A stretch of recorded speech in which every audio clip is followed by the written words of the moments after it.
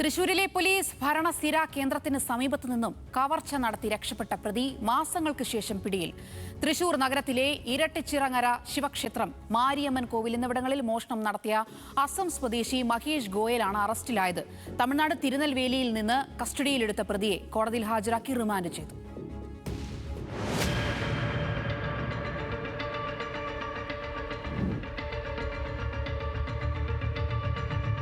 ഫെബ്രുവരി 12 പുലർച്ചെയാണ് തൃശൂർ നഗരത്തിലെ 2 ക്ഷേത്രങ്ങളായി കവർച്ച നടന്നത്.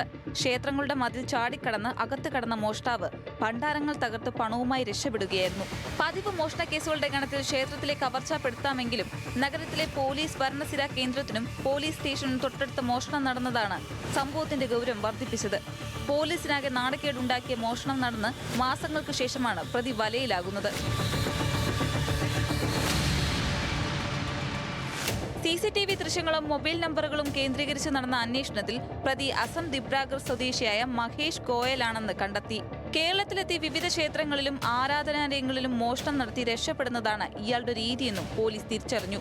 തുടർന്ന് പ്രതിയെ കണ്ടെത്താനായി അന്വേഷണ സംഘം രഹസ്യ നീക്കങ്ങൾ ആരംഭിച്ചു.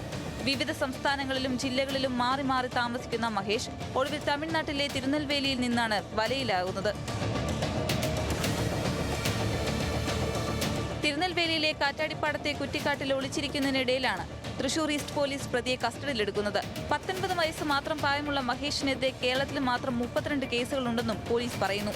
എന്നാൽ മുൻപ് പല കേസുകളിലും പ്രതിയായിട്ടുണ്ടെങ്കിലും ഇയാൾ പിടിയിലാവുകയോ ജയിൽവാസം അനുഭവിക്കുകയോ ചെയ്തിട്ടില്ലെന്നും ഈസ്റ്റ് പോലീസ് അറിയിച്ചു. തൃശൂരിലെത്തിച്ച അറസ്റ്റ് രേഖപ്പെടുത്തിയ പ്രതിയെ കോടതിയിൽ ഹാജരാക്കി റിമാൻഡ് ചെയ്തു. ന്യൂസ് മലയാളം, തൃശൂർ.